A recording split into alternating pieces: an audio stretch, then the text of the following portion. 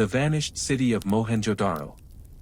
Long before the name Mohenjo-Daro meant Mound of the Dead, it was a living city, complete with wide boulevards, brick-lined houses, and a mysterious silence that still lingers over its excavated streets. Rising around 2500 BCE in the Indus Valley, this ancient urban masterpiece thrived without kings, without temples, and seemingly without war. Its citizens bathed in communal pools, drained their homes through intricate sewage systems, and lived in standardized dwellings that suggested a society strikingly ahead of its time. Unlike Egypt and Mesopotamia, no monumental palaces dominate its skyline. Mohenjo-Daro was not a civilization built on the glory of rulers, but something quieter, organized, orderly, almost modern. Imagine stepping through its crumbling gateways at dusk. Rows of uniform brick houses stretch in symmetry, revealing an obsession with civic planning. Archaeologists first unearthed these remains in the 1920s and were astonished to find grid-like streets that would shame many medieval cities. The Great Bath, a vast tank lined with tar-sealed bricks, speaks of ritual cleanliness, or perhaps something more communal, a place where waters once held sacred significance. There are no deciphered writings to tell us beliefs or prayers, only enigmatic seals marked with animals and glyphs no scholar has conclusively decoded. And then, something unimaginable happened. A civilization so advanced simply vanished. Around 1900 BCE, the once bustling city was abandoned. No charred walls, no battle scars, no conqueror's name etched into fallen stones. For decades, theories swirled. Was it an invasion? A plague? Or something stranger? One fringe argument, popular in the mid-20th century, claimed a prehistoric atomic blast annihilated the city, citing skeletons found lying as if struck down in an instant. While dramatic, closer analysis debunked this as exaggerated. The remains were disturbed long after abandonment, moved by time, water, or looters. More sober research points to shifting rivers. The mighty Sarasvati, now dry, once nourished this region. When its waters wandered or faded, the lifeline of Mohenjo-Daro withered. Climate change, tectonic shifts, and weakened trade slowly drained the city's vitality. Without water, the Great Bath fell empty, drains went dry, and silence crept in. Yet even this remains partially speculative. Scholars still debate whether environmental decline alone explains so total a disappearance. Was there social upheaval hidden beneath that placid order? Did disease strike a populace too densely woven into urban life? What lingers is absence. No migrating texts tell us where these people went. No tales in distant lands recall their exodus. The descendants of the Indus may have melted into future cultures, Vedic, Dravidian, forgotten tribes, but Mohenjo-Daro itself left no farewell. We are left instead with quiet marvel, a city without swords, building baths instead of battlefields. They measured bricks with near-obsessive precision, using the same ratio from house to house, as though equality was imprinted in clay. Trade seals found as far as Mesopotamia reveal merchants who traveled thousands of miles, crossing deserts in ox-drawn caravans. Yet they left us no kings to name, no battles to glorify. In that gap, imagination rushes in. Some dream of philosophers who ruled by counsel, others, of pragmatic engineers who governed with drainage maps, not decrees. Their script, carved into soapstone seals, may hold everything, myths, contracts, or simple tallies of grain. But without a key, we read only silence. As night descends over that ancient grid, one sees not ruins but an unfinished sentence, a civilization that spoke in brick and vanished before it could sign its name. Their mystery lies not in how they built, but why they left. And until the earth yields more secrets, Mohenjo-Daro remains a place where progress and disappearance walk hand in hand, reminding us that even the most advanced societies can fade without a trace. The Great Pyramid's engineering enigma. By the time the sun set over the Giza Plateau some 4,500 years ago, three silhouettes already dominated the desert horizon, monuments so precise and enduring that they would outlive empires, languages, and even the very gods once worshipped in their shadow. The Great Pyramids, especially that of Pharaoh Khufu, rise not just from sand but from a mystery, how a civilization with copper tools, wooden sledges, and raw manpower managed to arrange over 2 million stone blocks with millimetric precision. Their edges align almost perfectly with the cardinal directions, their bases leveled with an accuracy that modern builders would envy. Yet no ancient blueprint survives. No papyrus reveals the method. Only the result remains: impossible ambition turned to stone. Mainstream Egyptology holds that tens of thousands of workers, not enslaved but fed, housed, and organized, formed a vast workforce. Archaeological discoveries of workers' villages, bakeries, and medical facilities nearby support this view, dismantling the romantic image of endless chains of tortured labor. Still, questions endure. How were the colossal stones, some weighing over 70 tons, hauled and lifted to such heights? Ramps are the favored answer: straight, zigzag, circular, internal, external, each theory imagined in sand, each challenged in turn. A straight ramp would need to be miles long, a spiral one difficult to anchor. Scholars still debate whether a combination of earth and brick ramps or ingenious counterweights made the ascent possible. Then there are the fringe tales, whispers of levitation, lost Atlantean wisdom, or extraterrestrial architects leaving their signatures in limestone. These stories refuse to die, flourishing in gaps left by history. Eric von Daniken and like-minded authors once proposed that aliens guided early Egyptians, citing the pyramids' perfect orientation and hidden chambers. No serious scholar accepts these claims, yet their popularity reveals something about the pyramids: they do not merely stand, they provoke awe, demanding answers equal to their mystery. In recent years, scientific tools have offered new clues. Muon tomography, a technique using cosmic particles, revealed hidden voids within Khufu's pyramid, chambers unentered since construction. Whether these are structural or symbolic remains uncertain. Are they meant to relieve pressure, or do they hide secrets, ritual passages, hieroglyphs, offerings? As with the missing capstone, the purpose is tantalizingly unresolved. Even the basic measurements hold curiosities. The pyramid's footprint matches astonishingly close to the ratio of Earth's northern hemisphere. Coincidence, or ancient intuition? Engineers propose that careful observation of stars like Sirius and Kochab allowed alignment. Yet how, with no telescope, did they achieve brilliance rivaling GPS? Despite these enigmas, the pyramids reveal a civilization that saw death not as an end, but a journey requiring eternal preparation. Within, passageways narrow and ascend, echoing the pharaoh's ascent to the afterlife. Funerary texts hint at celestial travel: may he climb on the rays of the sun. Perhaps the pyramid, with its polished casing stones gleaming in daylight, was itself a ladder to the gods.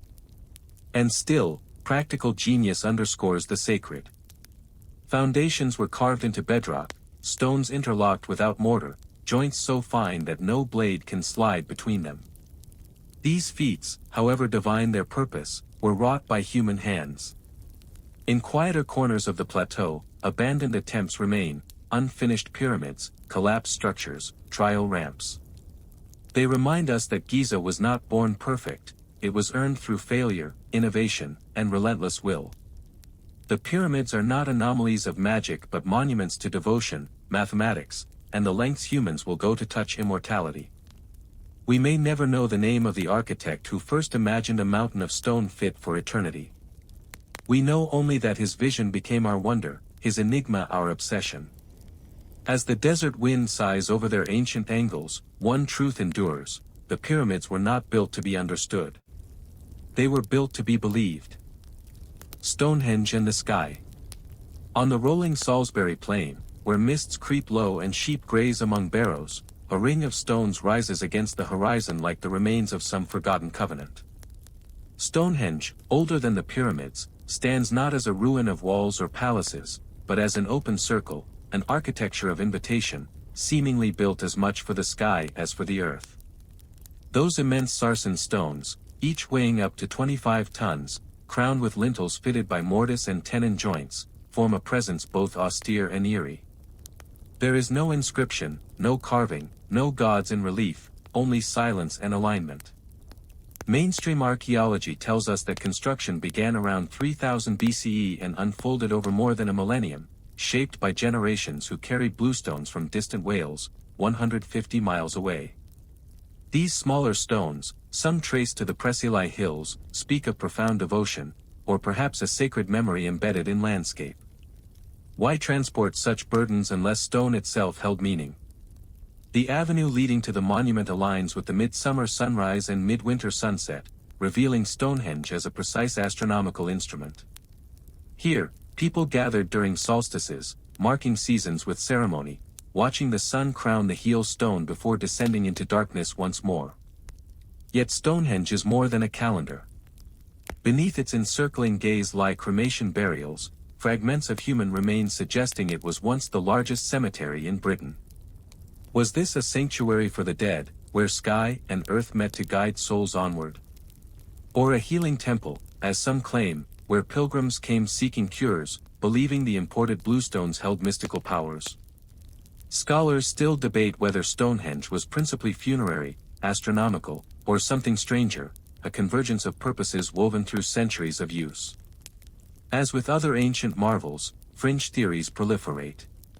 Some claim Stonehenge was built by giants, as chronicled in medieval legend. Geoffrey of Monmouth asserted Merlin the wizard transported it using magic from Ireland. Others propose it was a landing site for extraterrestrial visitors or a sonic temple channeling Earth's vibrations. While unsupported, such tales linger, nourished by Stonehenge's refusal to explain itself.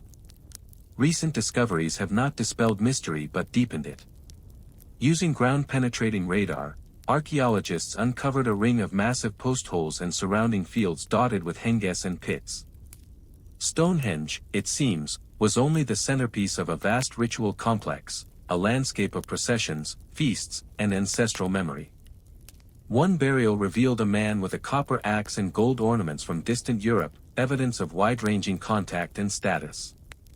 This was no isolated tribe, this was a network, pulsing across prehistoric Britain. Curiously, the stones bear indentations known as cup marks, which some interpret as star maps or constellations. Are these intentional, or natural flaws in weathered surfaces? Even among mainstream researchers, opinions divide.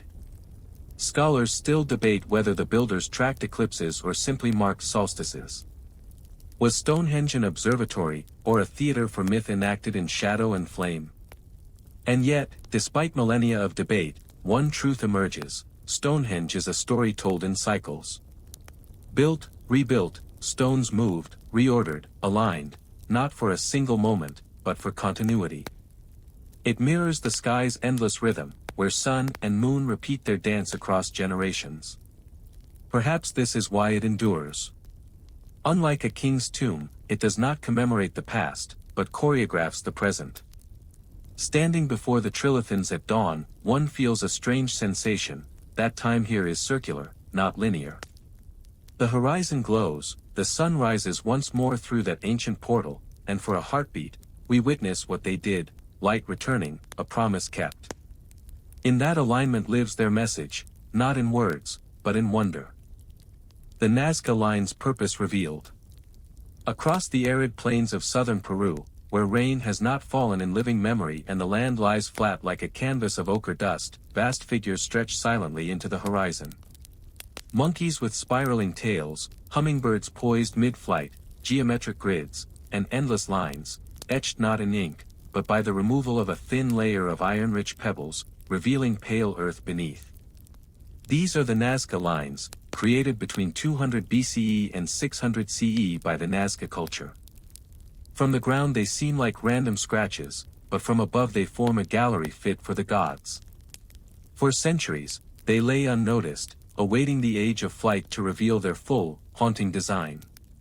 Mainstream scholars believe the Nazca people walked these lines during ritual processions. Some paths trace straight for miles, devoid of image, as if guiding pilgrims toward invisible thresholds. Others form shapes so precise in proportion that modern surveyors marvel at their execution. Yet no elevated platform near the designs offers a vantage point. How, then, were they conceived? Did the builders draw miniature plans on pottery, then scale them using grids? Or did they rely on communal memory passed through generations? Scholars still debate whether their creators walked by faith or by mathematics. Fringe theories, unsurprisingly, multiplied. In the late 20th century, Erich von Däniken proposed that extraterrestrials used these lines as landing strips. The largest figures, in his view, were signals for beings descending from the sky. Even today, some claim the hummingbird resembles an airport runway marker. But archaeologists counter that the lines cannot bear weight, a single footstep can disturb their surface. They were never meant to touch, only to behold, or to traverse with reverence. Modern science has brought quieter revelations. Chemical soil analysis shows that many geoglyphs align with water sources, whether underground aquifers or ritual wells. One line points directly to the ceremonial site of Kawachi, a sprawling pilgrimage center where offerings of shells, textiles, and severed heads were found. The Nazca, who lived in a harsh desert, depended on the capricious flow of water. Their lines, perhaps, were prayers writ large, invocations to the sky for rain. There are darker hints, too.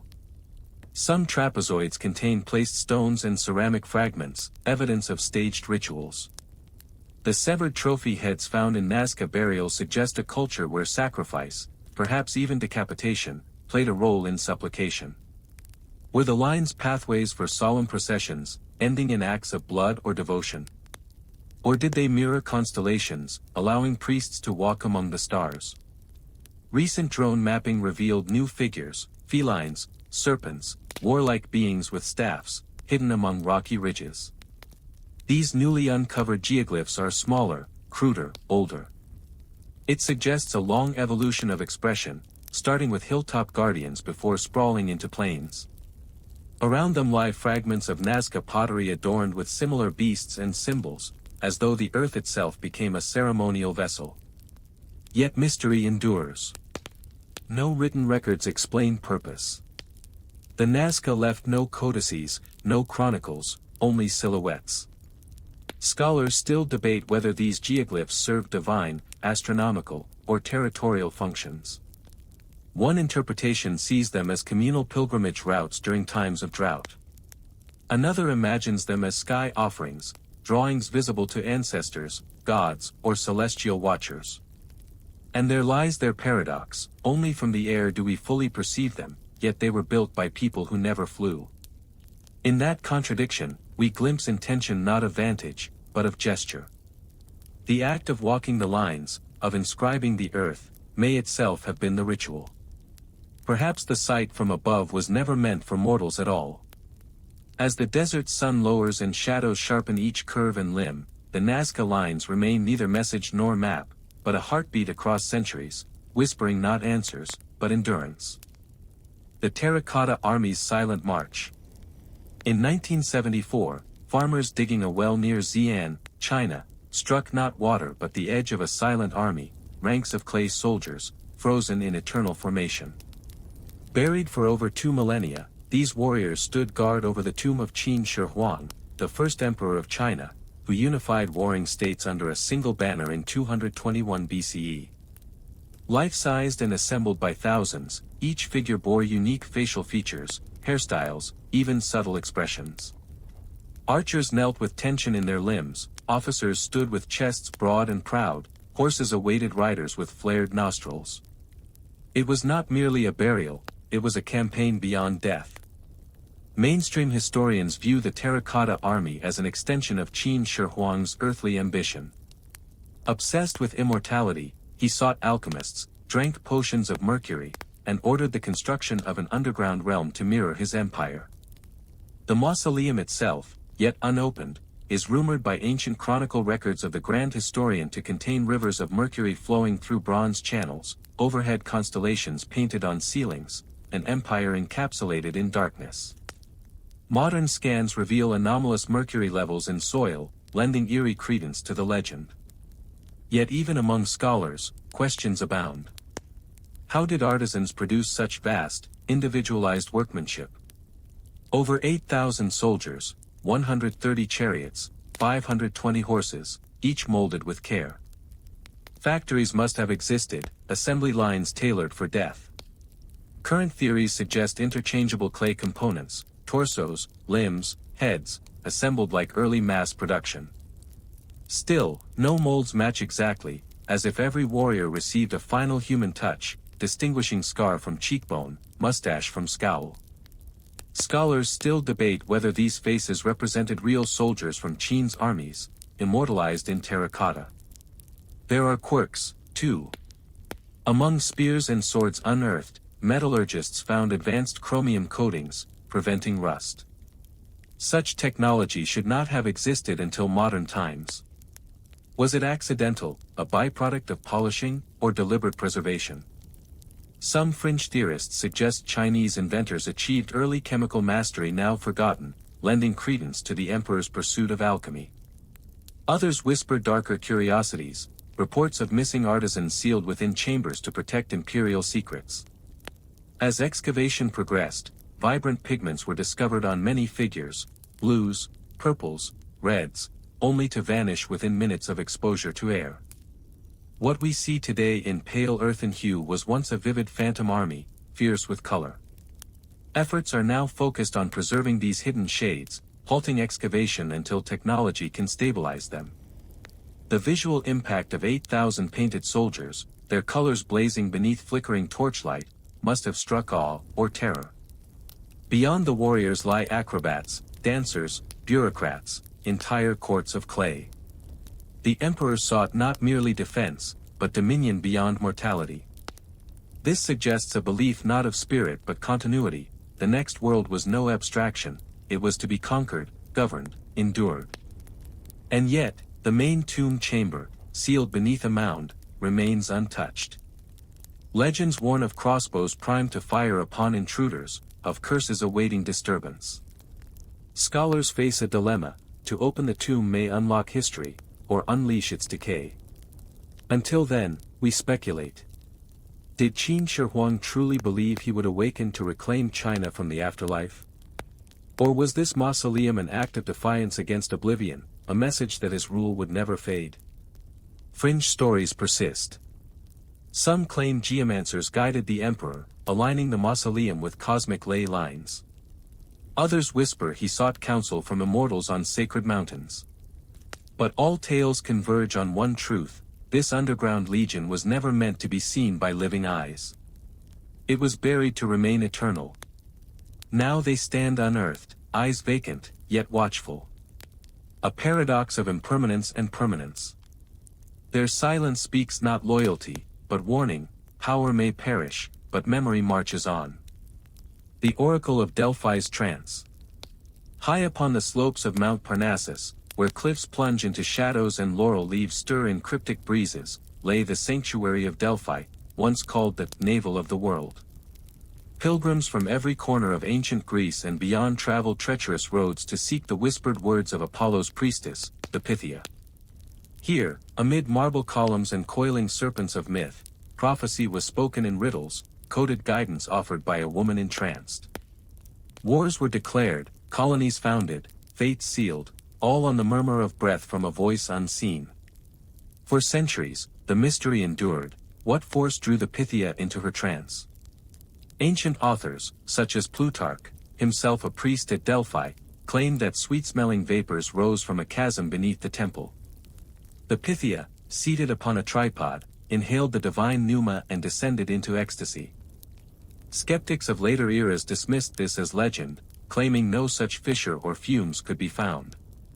Yet in 2001, geological surveys revealed faults beneath Delphi rich in petrochemical gases, most likely ethylene, a compound known to induce euphoric and dissociated states. Thus, modern science offered an anchoring truth to an ancient myth. But clarity does not bring closure. Scholars still debate whether the priestess truly lost herself to trance or artfully wielded ambiguity. Were her words divine chaos, later shaped by priests into verse?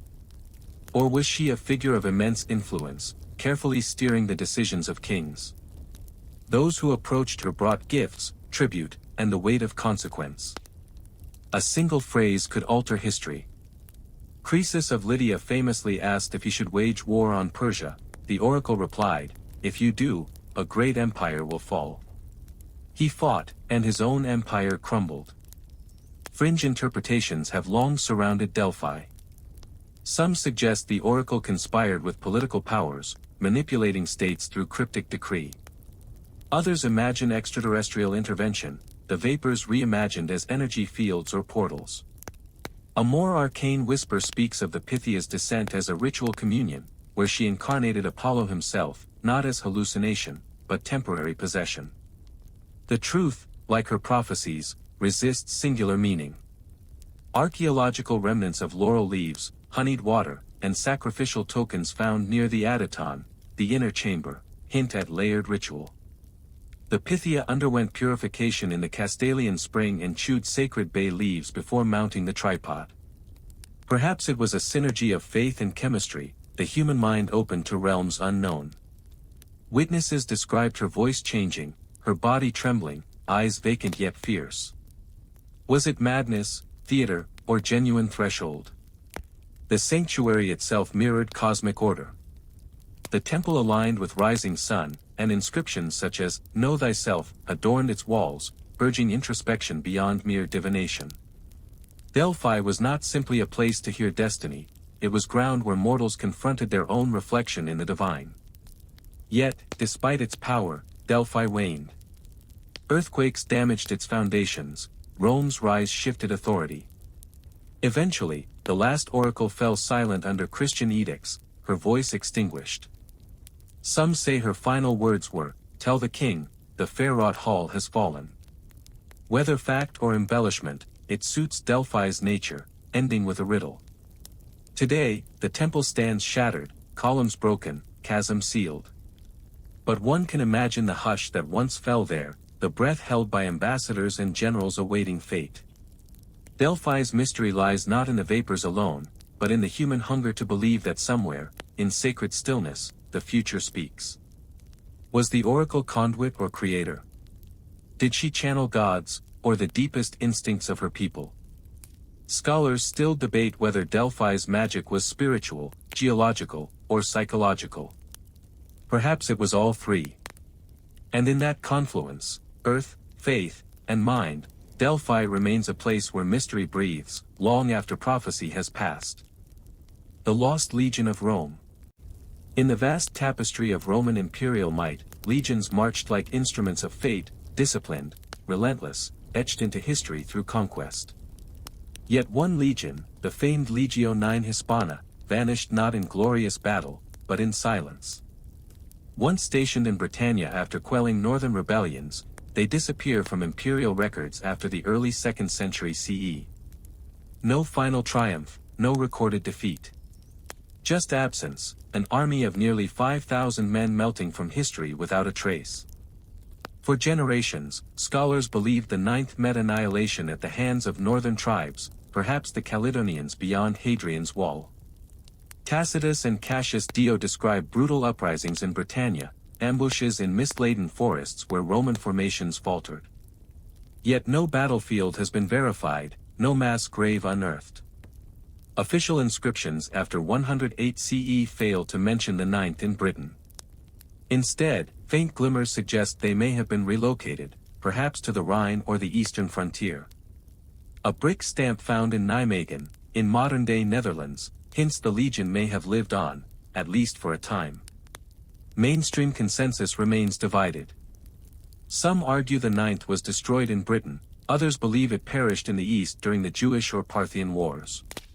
The Historia Augusta offers tantalizing fragments, battles lost in Armenia, uprisings in Judea, but the reliability of such texts is murky. Scholars still debate whether the legion's disappearance reflects a taboo defeat, deliberately erased, or bureaucratic obscurity, their fate lost to clerical indifference. Legends flourish in uncertainty. In Britain, tales arose of ghostly Roman columns wandering northern moors, spectral standards glimpsed in fog. Folk songs speak of doomed soldiers devoured by the earth. More imaginative theories place survivors in Scotland, merging with local tribes, teaching metalworking and discipline to future Picts. In more exotic fringes, authors once proposed the ninth marched east to China, becoming mercenaries in ancient Asian courts, a tale born from a Chinese record describing a mysterious, fish-scale formation used by foreign warriors. Historians dismiss this as coincidence, yet the story persists, a romantic echo of migration. Recent archaeology complicates, rather than clarifies. A military diploma unearthed in Turkey mentions officers who once served with the 9th. Did fragments of the legion survive, folded into other units? Or were records reassigned, obscuring their trail? The administrative machinery of Rome was mighty but imperfect, scribes could erase with omission. No emperor would celebrate the disgrace of a legion swallowed by barbarians. If the 9th died in Britain, the landscape kept their secret well. Northern winds erase traces quickly. Timber forts rot, iron rusts, bones dissolve. Perhaps an ambush in a glen, a rout in a storm, a massacre so sudden no messenger returned. Rome, ever prideful, may have chosen silence over shame. Yet the mystery captivates more than most, because a legion is not a single man or myth, but thousands, families in uniform, standards held high, campfires once burning bright. To lose one is to lose a world. Unlike Mohenjo-Daro's city or Nazca's earth lines, this enigma is flesh and history, swallowed mid-step. One Roman proverb warned, Aquila non capit muscas, the eagle does not catch flies. Rome did not dignify small failures. If the 9th fell, it did so beyond the reach of parchment. Their eagle standard, symbol of Rome eternal, was never recovered. No tribe ever boasted of capturing it. So we are left with parchment gaps, stray inscriptions, and restless speculation. And perhaps that is fitting. For the 9th marches still, not across borders, but through our hunger for answers, our need to close history's open doors. Standing among the ruins of old forts, one can almost hear a distant rhythm, left, left, footsteps fading into mist. Conclusion. Across deserts, plains, mountains, and buried tombs, these 7 mysteries, though now partially solved, resist full surrender. Each carries a core of truth unearthed by science, wrapped in a veil that refuses to lift entirely. We have traced lost cities and skybound stones, deciphered pigments and vapors, followed legions into silence. Yet resolution does not diminish wonder, it refines it. For every theory confirmed, another shadow emerges, reminding us that history is not a ledger of facts, but a dialogue between what was and what might have been. These enigmas endure because they mirror our own impermanence, our empires, our ambitions, our yearning to be remembered. In their unfinished stories, we glimpse our deepest question, will anything of us remain once time has passed? And like the builders, dreamers, and wanderers before, we answer not with certainty, but with search.